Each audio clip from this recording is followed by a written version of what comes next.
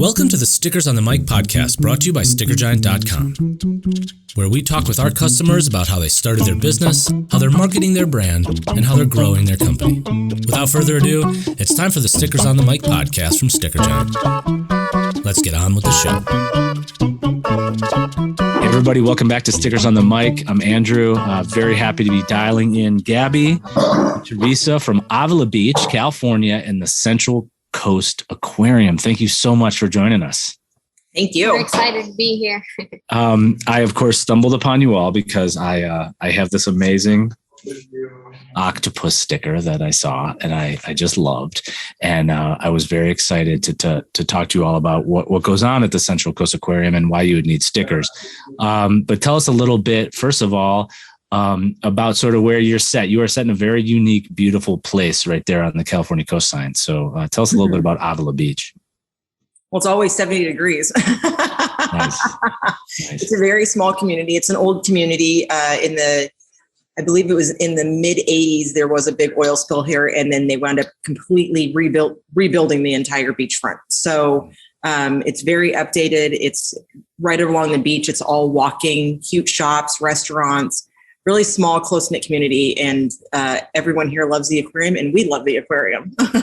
Yeah. And the aquarium has quite the story, from what you can see on the website. And there's no shortage of aquariums on the California coastline. Some are world famous, but, like you're saying, this is a tight-knit community. I presume this is almost like a community aquarium in a way, right?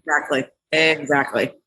So it started in like the 90s. Correct. Sort of as like a dream. Mm-hmm. Sort of a person named Russ. Mm-hmm. And talk a little bit about starting up how this whole dream became a reality. So the Keesage, they were both, I believe, marine biologists, and they started with the dream of just like educating the public about marine education. So they would just hang out on the pier and bring out the animals to people just passing by or asking questions. And then after that oil spill, they donated this building, which we're in now, the aquarium.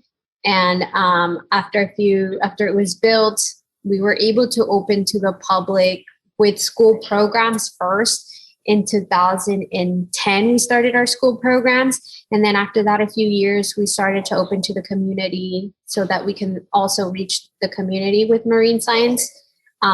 So we're able to now teach both community and students about marine science education and stewardship. That's awesome.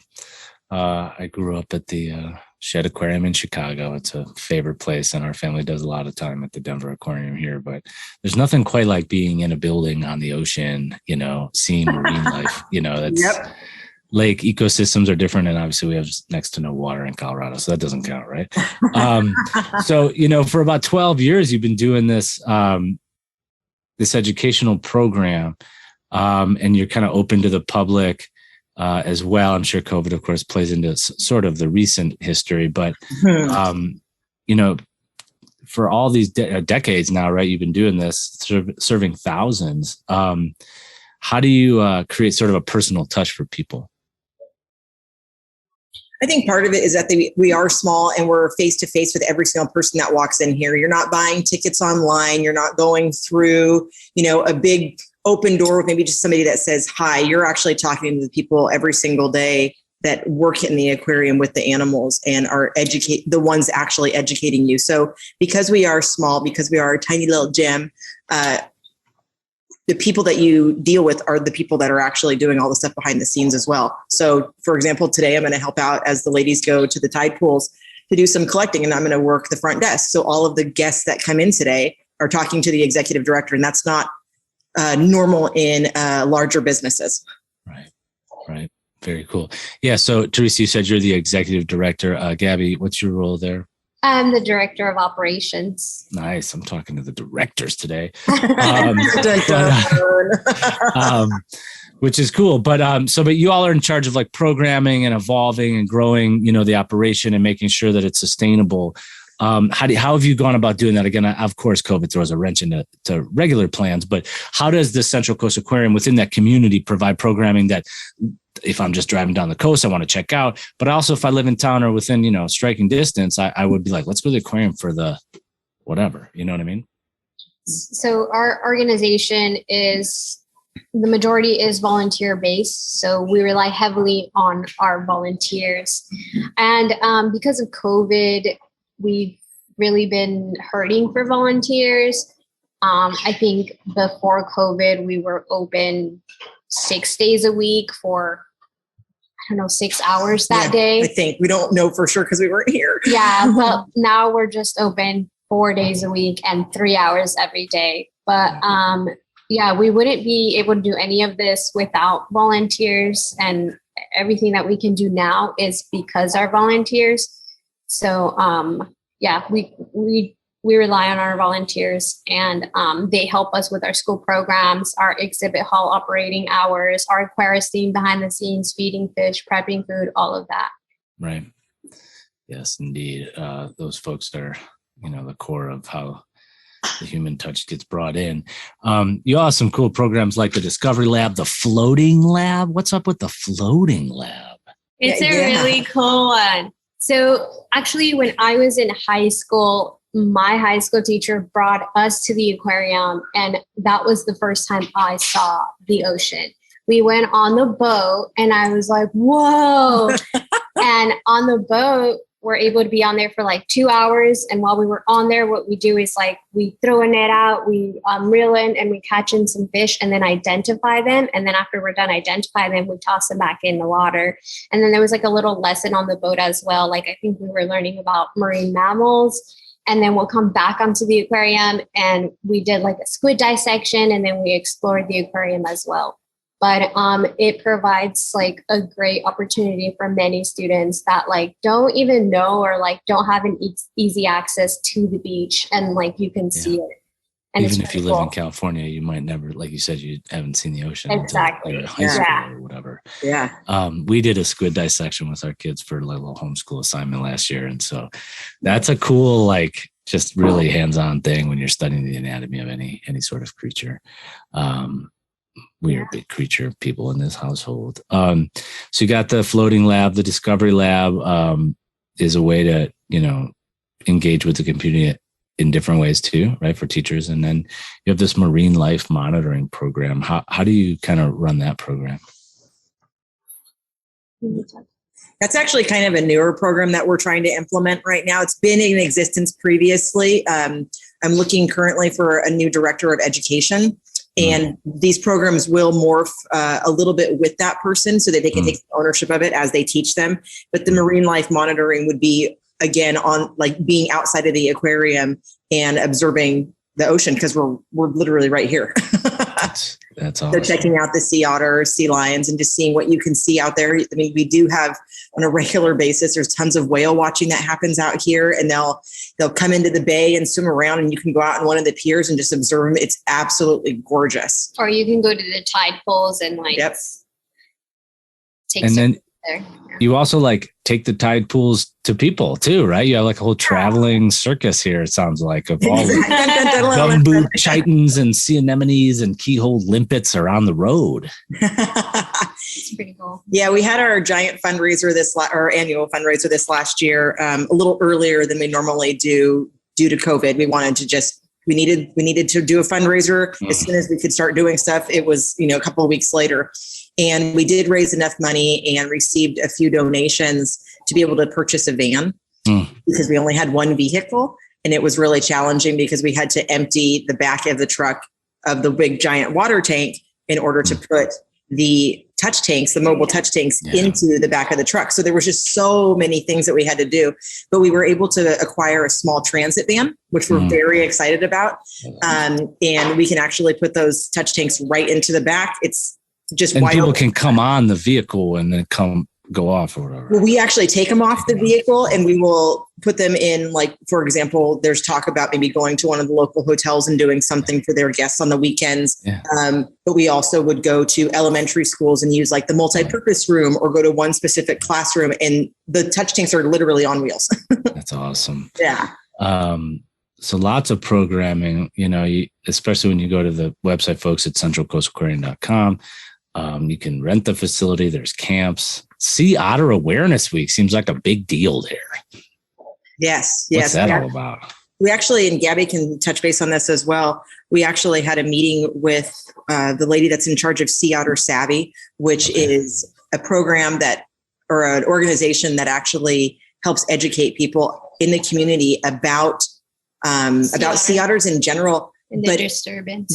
How much they get disturbed. And she actually has volunteers that go out and just monitor and then take notes on everything. I mean, people in kayaks disturb sea otters, and, you're looking at boats and there's a lot of elements. And so they're right. I mean, they're right here, and they're right here on the water, right off the piers. And there are a lot of people that disturb them, and it really messes with their life cycles. So Gabby can speak more to that too, but there's a lot of education about that because there's so many of them. Yeah. And so for that specific week, I believe that we just hang out on the pier and we're just informing the community about. Yeah. Like here it's prairie dogs. You know what I mean? They're like everywhere, but they're like a native species. So it's like, this is where they group, Ours are endangered. Yep. Yeah, well, they're not endangered here, but yes, they're part of our world here. So again, I was drawn to this amazing sticker, folks. It's hard to see, obviously, on a podcast, but I put it in my notebook because it's this orange octopus. Okay, that is a cool die cut, custom shape, and it's got your establishment date, of course. How are y'all using these stickers? So we actually recently just got them. The stickers we had before were our full logo with the name and everything. That's like the sign on the building. And when we ran out of those stickers, I'm like, hey, let's do something a little bit different. Because the name's cool, but let's actually pull the octopus out of our logo and make that a sticker. Because I feel like if we do that, and then because the other one also is a rectangle, a little bit boring. But if we take the octopus out and die cut it, and then actually put the name in it and add, like you said, the established year, I just think it's more eye-catching. It's a great color. And I felt like that would be something people would want to put on their cars more, want to put on notebooks, computers, all that kind of stuff. And it's a better visual. It's an octopus because we do have a Giant Pacific Octopus here.